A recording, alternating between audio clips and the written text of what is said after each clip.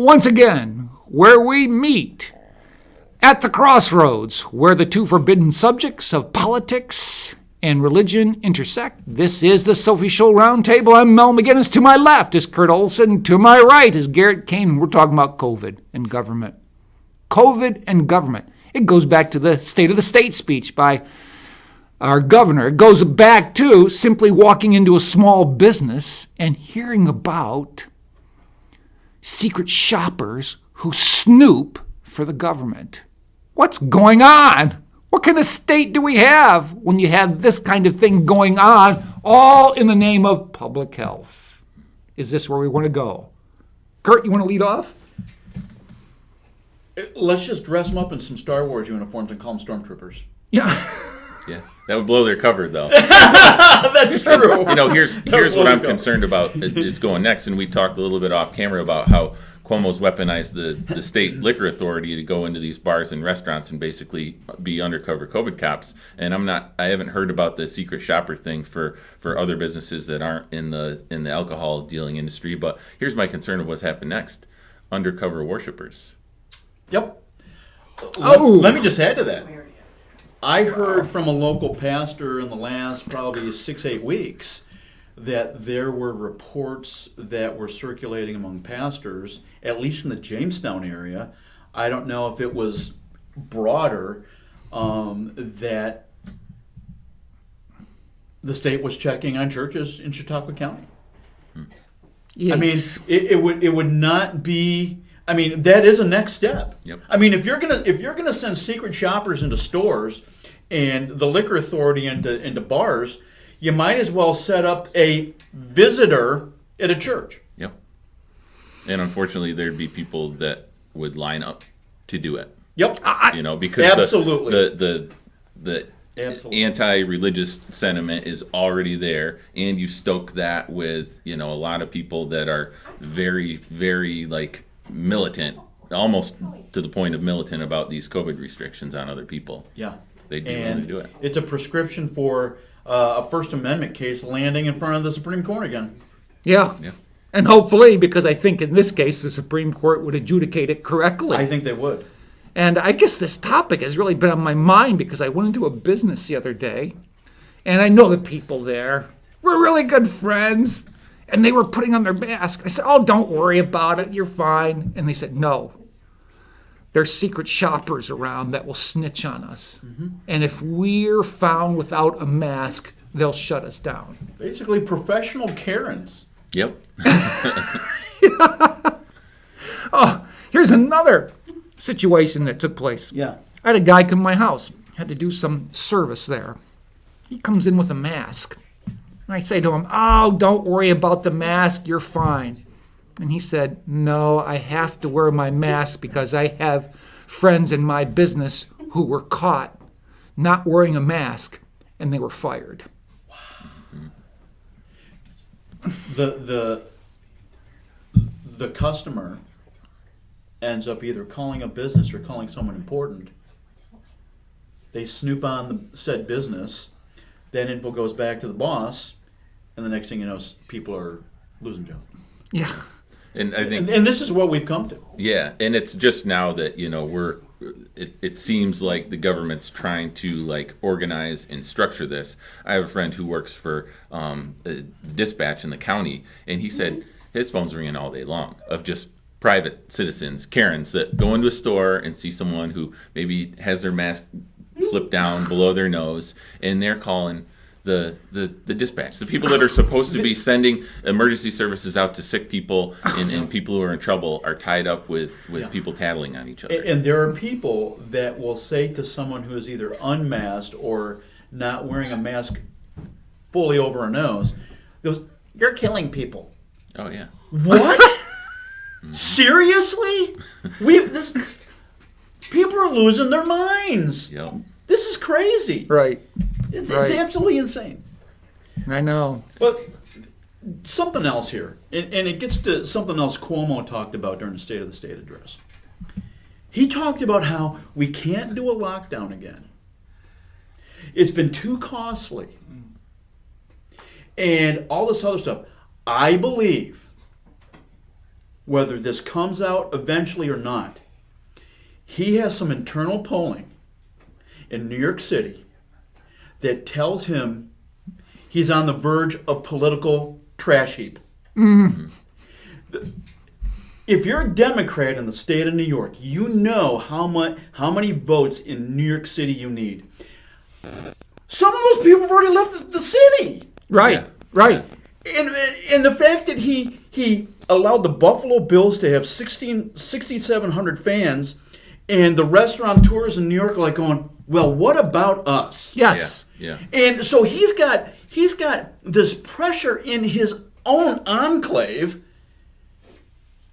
that these people now think I'm a pariah, and let's face it, he is. And I think he's beginning to see some numbers he doesn't like. Well, he's beginning to see the writing on the wall in terms of the court cases that are coming down the pipe. And they're actually, I think they granted an injunction which will allow the restaurants in Erie County to be opened up for the Bills game. Maybe limited capacity, but I think that's what it is more than anything. He knows that he's going to get his butt kicked, or his side is going to get its butt kicked in these court challenges, and he's trying to backpedal to save a little political capital. It's gross overreach across the board. And he was given emergency powers, and then he got drunk on that power. And right now he is some guy in the middle of the night stopped by the cops, and he can't walk a straight line to save his life. Mm-hmm. Yeah, it's so interesting as we're observing this COVID go on, and I appreciate your perspective about he may be observing some polling numbers, because I just thought, oh, now that we have a new president, he's just shifting to put whatever... That could be a factor. Make no mistake. Yeah. He loves the fact that someone from his own party is going to be in charge in D.C. Right. Mm-hmm. But he's not handling the vaccine process right. He's putting hospitals in charge when county should be doing it. And Garrett's right. There's multiple lawsuits that are just in Erie County alone. There was a headline, I believe it was Channel 4, just the other day. The restaurants in Erie County are saying, show us the science about your stupid microcluster. Yep. And they've been in orange for the last 4 weeks, when there's been other counties in the state that have worse numbers in terms of the rolling average. And let's be honest, just like the ninnies out in California didn't have science to back up some of their rulings, he doesn't either. The science isn't there. It's made up. It's arbitrary and capricious activity. Yep. And I'm sorry, I'm not sure if I have the science to back me up, but this whole thing with the masks, is the science there? To me, it hasn't been conclusive. No. To me, it's inconclusive. Yeah. It may be. But even so, I feel like liberty is being impeded upon when you have government making these kinds of impositions, and you see it, how it pervades almost every aspect of life. Yep. From where you shop to where you worship. Yep. From the school your kids go to. I mean, let's be realistic. They have shut down high school athletics in this state. Correct. Yeah.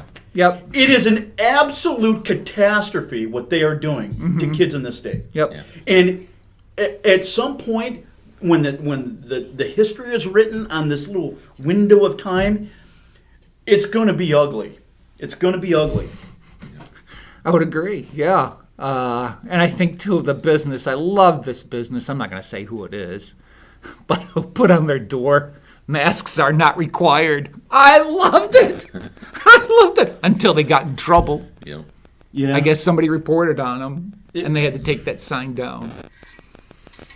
So we observe what's going on with COVID, and here it started out.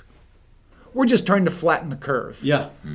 We're flattening the curve almost a year in. Yeah, right. Yeah. And what I see also is the statistics, hovering around this 1% area, meaning COVID deaths. And I feel like it'll continue to decrease. And I feel like there are ways in which healthcare professionals or whatever are fudging the statistics to make now a flu look like COVID, to make pneumonia now look like COVID. Well, we've seen just in the past almost a year, it started about last April, where tracking the flu worldwide disappeared. There was like a 98% drop in reporting of flu. And it's like, so apparently COVID-19 is the cure for the flu. You don't need a vaccine anymore. You don't. Right. I feel like this is the kind of shenanigans we're seeing in public health. Yeah. Yeah.